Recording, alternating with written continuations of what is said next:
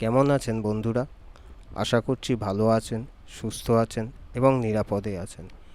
নিরাপদে কথাটা এই কারণে বললাম, বিগত কয়েকদিন যাবৎ যে পরিমাণ বৃষ্টি হয়েছে এবং গত দুদিন আগে যে ভরা কোটালটি ছিল, তার কারণে নদী নালাগুলোর জল এতই বেড়ে গেছে যে আশেপাশের গ্রামগুলোকে প্লাবিত করেছে এবং অনেক জায়গায় এই জল বাড়ার ফলে বন্যার আকারও নিয়েছে। গত সপ্তাহের ভিডিওতে আপনারা দেখেছেন যে রেডমোনিয়ার খোঁজে আমি শহরতলির ঘাসবনে গিয়েছিলাম এবং পরপর দুদিন সময় দেওয়ার পরও সেইভাবে রেডমোনিয়া আমি ছবি করতে পারিনি বা ভিডিও করতে পারিনি। এই সপ্তাহতেও দুদিন ছুটি পেয়ে আমি রেডমোনিয়ার খোঁজে বেরিয়ে পড়েছিলাম, কারণ আপনারা দেখেছেন আমি দুদিন সময় দিয়ে রেডমোনিয়ায় ভালো ছবি বা ভিডিও করতে পারিনি।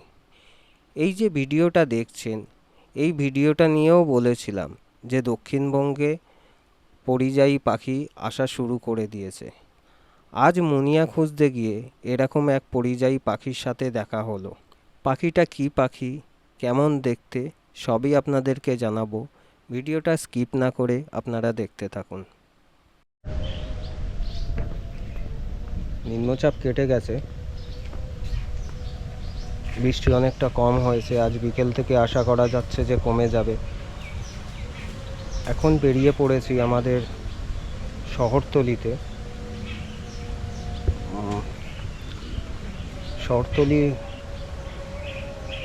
শহরতলিতে বেশ অনেক জায়গায় পাট চাষ করা হয়।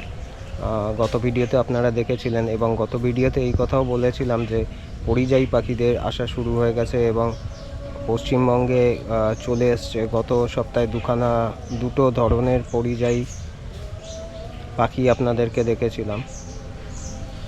কদিনের বৃষ্টিতে যে পরিমাণ জল দাঁড়িয়েছিল, তাতে পাখি পাওয়াটা ছিল এক প্রকার অসম্ভব।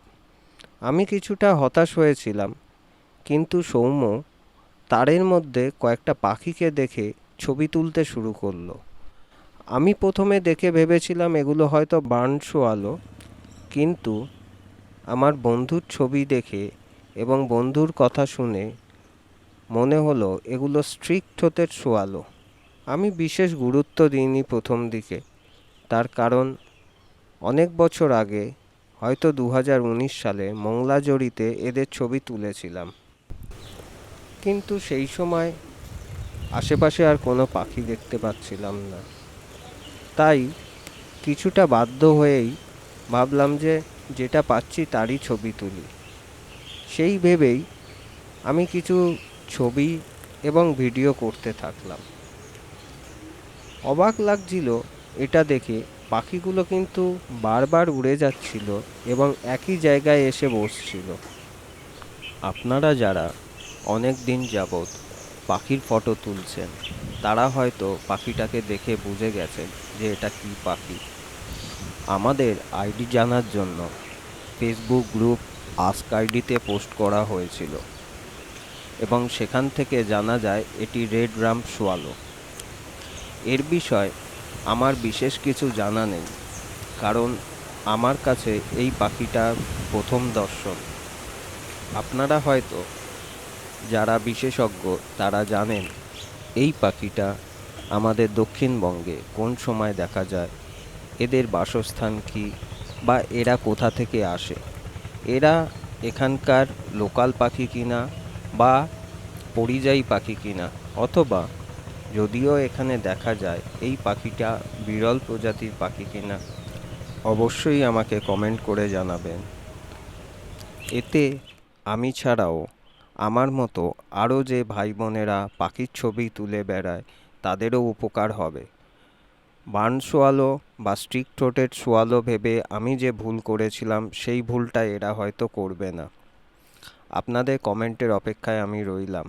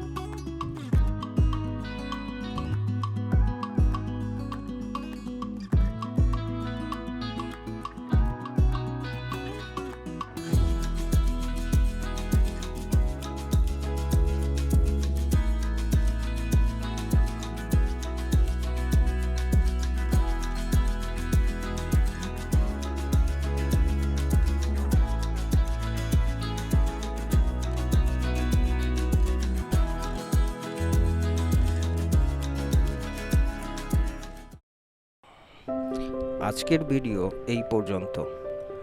চেষ্টা করব আগামী দিনে ভিডিও নিয়ে আসার। চেষ্টা করব বলছি এই কারণেই, কারণ জেলাগুলোতে নিউজ চ্যানেলে যে খবর দেখাচ্ছে তাতে বন্যা পরিস্থিতি খুব খারাপ অবস্থা বা খারাপ আকার ধারণ করেছে। গৃহপালিত পশুগুলোকে বাঁচানো সম্ভব হয়েছে, কিন্তু বন্য প্রাণগুলো, সেগুলোর অবস্থা কেমন, এই কথা ভেবেই আতঙ্ক লাগছে। আশা করছি আগামী দিনে বৃষ্টি কমে যাবে এবং স্বাভাবিক পরিস্থিতি ফিরে আসবে। ততদিন ভালো থাকুন, সুস্থ থাকুন এবং প্রার্থনা করুন বন্যপ্রাণ এবং প্রকৃতি যাতে ক্ষতিগ্রস্ত না হয়।